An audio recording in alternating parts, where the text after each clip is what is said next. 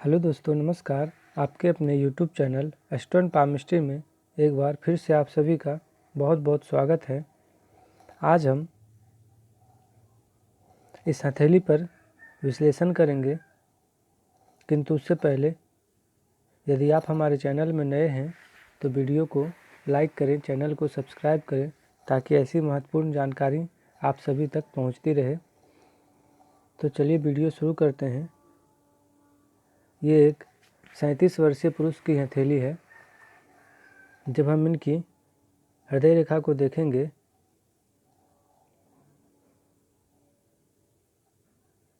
तो शनि पर्वत पे आकर ये द्विशाखी हो गई है।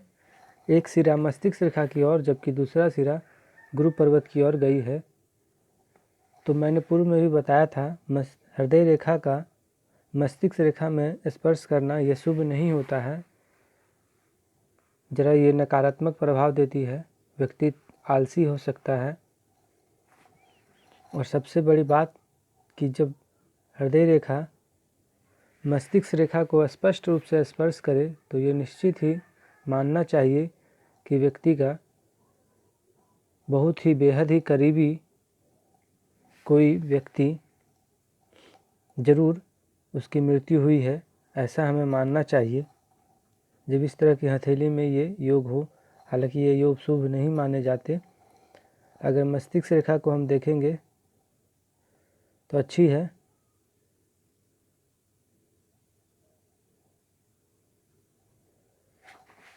किंतु 52 वर्ष के आसपास और दूसरा 48 वर्ष के आसपास ये ज़रा डिस्टर्ब हुई है।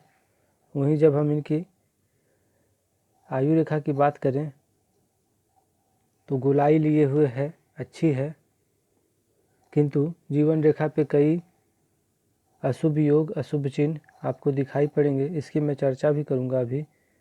अगर हम भाग्य रेखा की देखें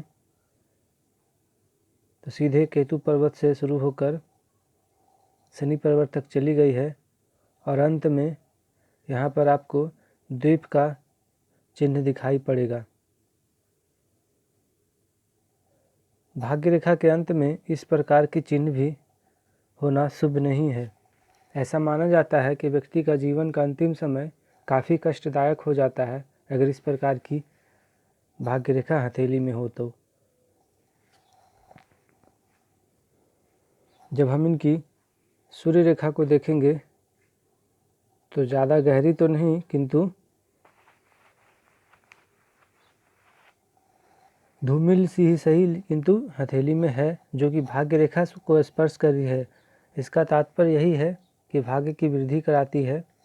निश्चित ही व्यक्ति को पद प्रतिष्ठा का प्राप्ति होता है और आपको एक स्पष्ट रूप से त्रिभुज का भी चिन्ह दिखाई पड़ेगा। तो ये भी एक शुभ योग है। जब इस प्रकार की हथेली में त्रिभुज हो तो व्यक्ति का एक से अधिक वाहन मकान के योग बन जाते हैं। अवश्य जीवन में ऐसे व्यक्ति के कई वाहन और मकान होते हैं। जब हम इनकी पर्वतों की बात करें तो गुरु पर्वत पर आपको बड़ा सा ये क्रॉस शुभ है। वहीं शनि पर्वत का झुकाव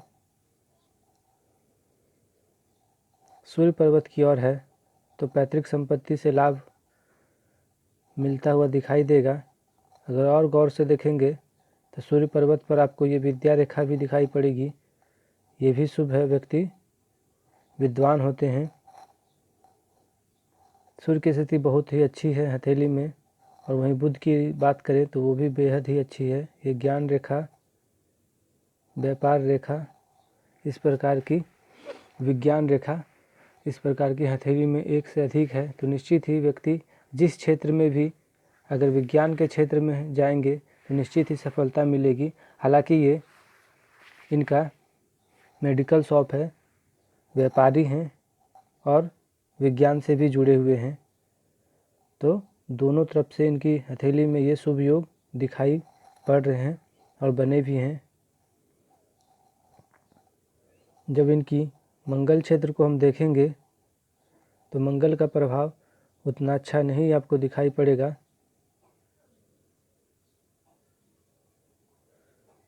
काफ़ी आड़ी रेखाएं मंगल पर बनी हुई है और मंगल पर्वत भी अपने आप में दबा हुआ है, तो ये शुभ नहीं है। और परेशानी भी वास्तव में मंगल के कारण ही इनकी जीवन में है, मंगल और चंद्र के कारण। ये मैं चर्चा करूँगा। जब हम इनकी शुक्र पर्वत को देखेंगे तो ये शुभ है, बेहद ही शुभ। इस प्रकार की ऐश्वर्य लाइन काफ़ी आपको दिखाई पड़ेंगी। तो शुक्र की स्थिति इनकी हथेली में शुभ है। जब हम इनकी चंद्र पर्वत को देखेंगे तो चंद्र पर्वत इनकी हथेली में आपको शुभ नहीं दिखाई पड़ेगा। यहाँ पर आप गौर से देखें, इस क्षेत्र में आपको बड़ा सा एक द्वीप नज़र आ रहा होगा। गौर से देखने पर इस स्थान पर आपको द्वीप दिखाई पड़ेगी।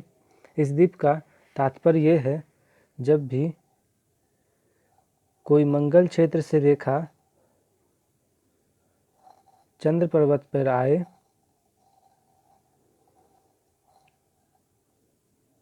चंद्र पर्वत तक पहुंचा और उसके अंत में क्रॉस हो या द्वीप हो,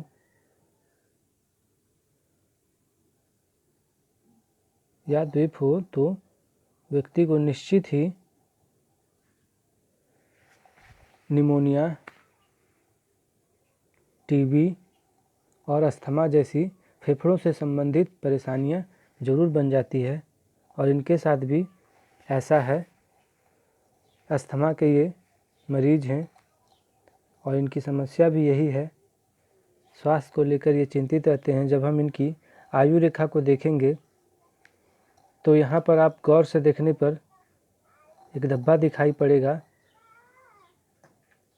ये भी इस बात की सूचक है। तो इस तरह की जब भी हथेली में मंगल पर्वत से कोई रेखा आकर जीवन रेखा को काटते हुए, भाग्य रेखा को काटते हुए चंद्र पर्वत तक जाए और उसके अंतिम में क्रॉस या द्वीप का चिन्ह नजर आए, तो ये बेहद ही अशुभ योग है। इससे ऐसे में व्यक्ति को फेफड़े जनित रोग, टीबी, निमोनिया, अस्थमा इत्यादि अवश्य होती ही है और व्यक्ति को परेशान करता है। अंगूठे की बात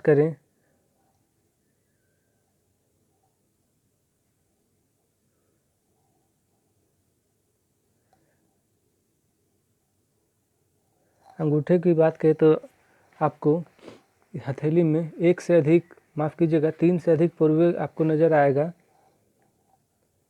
1 2 3 4। जब इस प्रकार के अंगूठे अत्यधिक तौर पे विभाजित हो तो व्यक्ति का भी चरित्र भी 2 प्रकार का हो जाता है।